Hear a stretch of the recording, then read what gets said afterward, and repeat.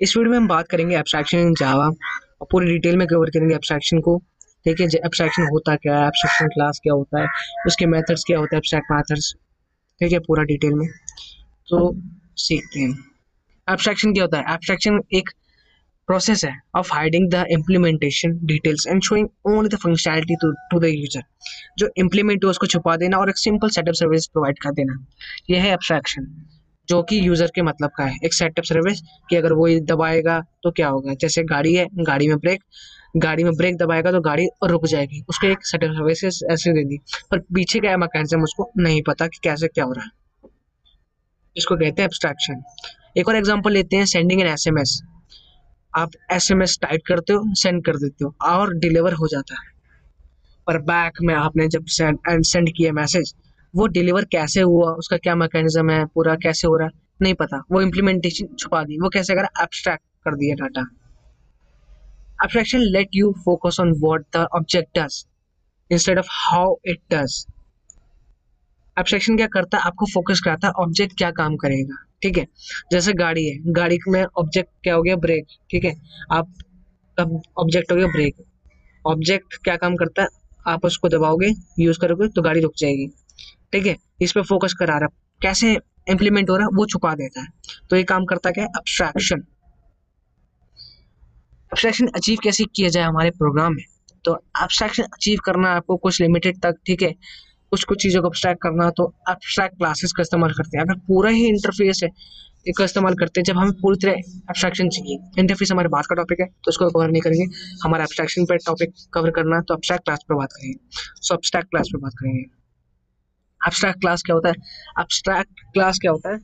A class which is declared as abstract is known as abstract classes। अगर class है उसको हम declare कर रहे हैं abstract, वो एक abstract क्लास है।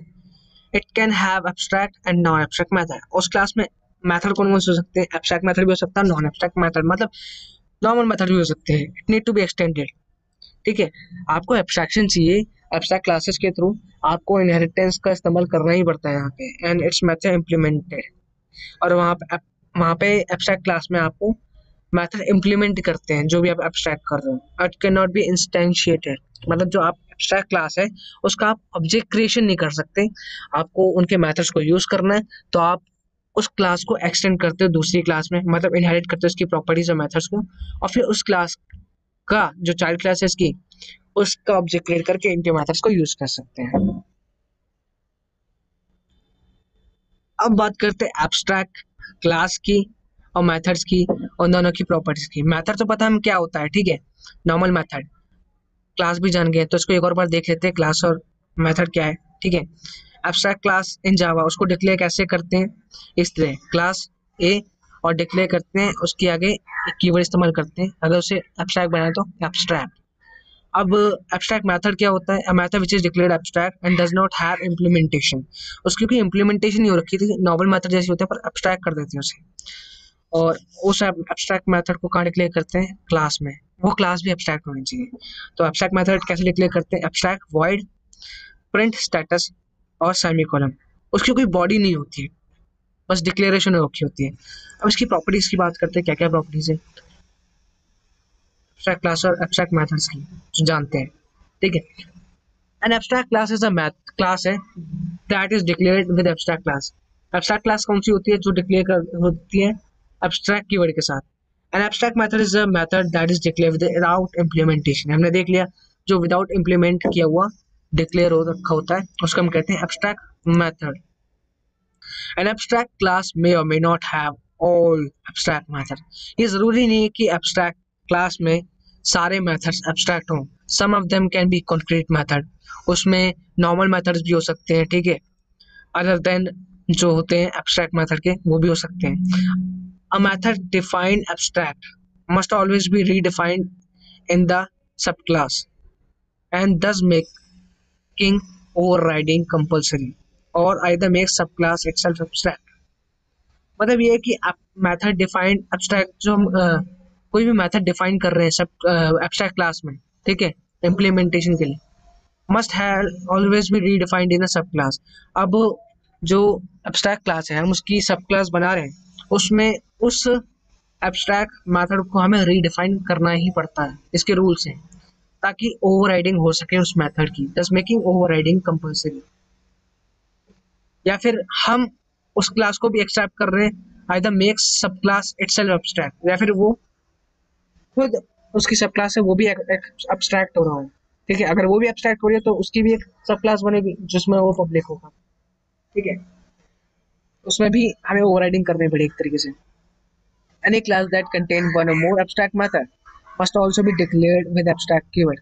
अगर कोई क्लास है, नॉर्मल क्लास है, ठीक है, तो उसमें हमने एब्स्ट्रैक्ट मेथड डिक्लेयर कर रखे हैं, एक या दो या तीन जितने भी हैं। ठीक है, अगर एक भी करा ना तो उस क्लास को हमें एक एब्स्ट्रैक्ट बनाना पड़ेगा।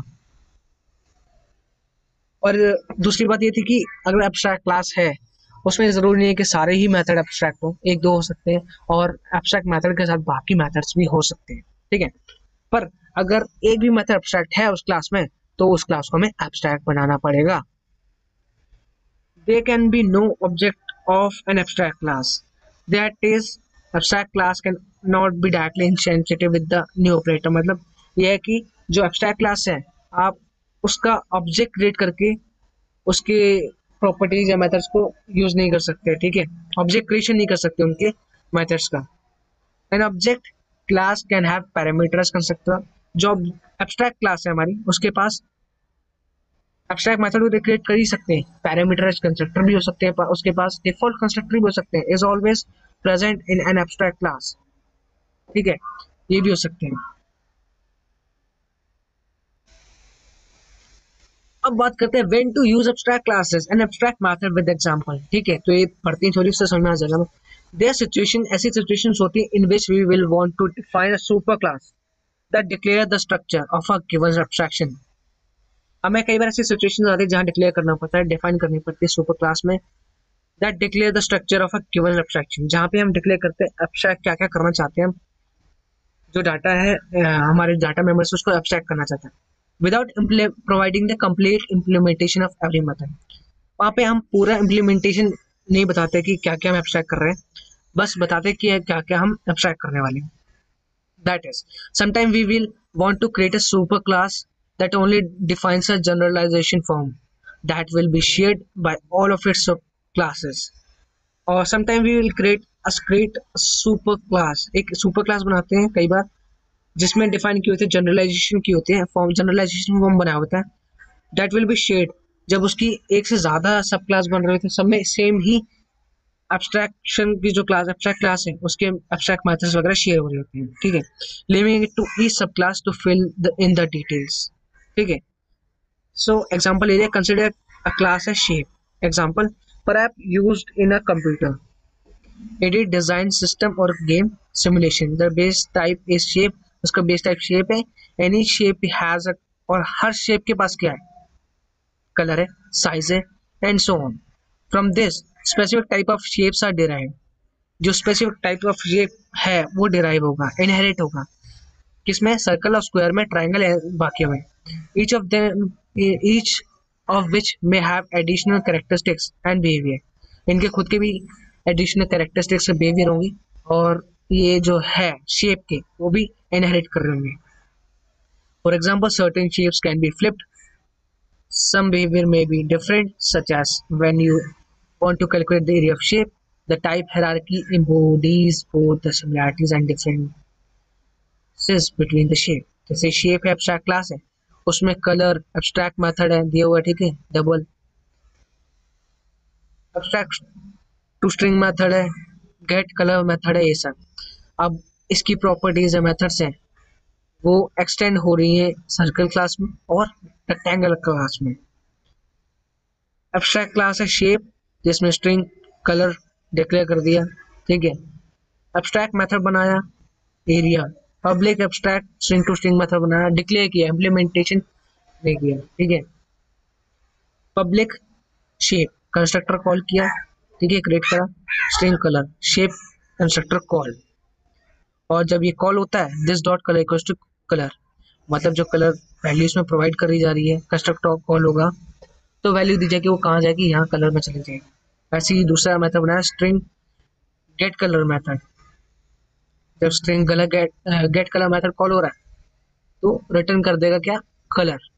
अब दूसरी क्लास बनाई सर्कल, जो एक्सटेंड कर रही है शेप क्लास को वहां पर, उसका खुद की प्रॉपर्टीज का मेथड, उसका पहला वेरिएबल डबल रेडियस और दूसरा मेथड आ गया पब्लिक सर्कल, मतलब कंस्ट्रक्टर है इस क्लास का।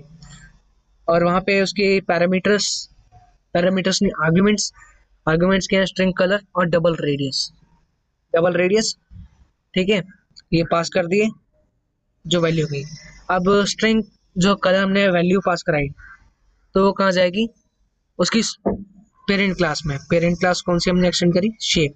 सुपर कलर, सुपर से क्या करते हैं, पेरेंट क्लास के कंस्ट्रक्टर को कॉल करते हैं। तो कलर जो वैल्यू यहाँ गई, ठीक है, ये मेथड में गई तो शेप कंस्ट्रक्टर कॉल और ये कलर की वैल्यू यहाँ डाल देगा। ठीक है, जब हम मेन मेथड में देंगे तो ये चीज समझेंगे। और ओवरराइड किया, ओवरराइडिंग कंपल्सरी हो जाती है, ठीक है, हमने समझा था प्रॉपर्टीज में। Double area method return math dot pi dot star, मतलब मैथमेटिकल एक वो हो गई ना, सर्कल का जो फॉर्मूला था उसके हिसाब से पाई आर स्क्वायर वाला फॉर्मूला लग गया।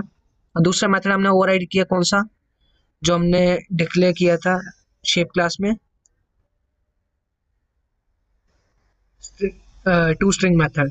टू स्ट्रिंग मेथड, ठीक है, ये ओवरराइड किया तो रिटर्न क्या करेगा, circle colour is plus super dot colour, जो कलर है हमारा हमने यहाँ डाला इस मेथड से, और एरिया इज दिस, एरिया यहाँ से कैलकुलेट करेगा इस मेथड से और यहाँ प्रिंट करा देगा।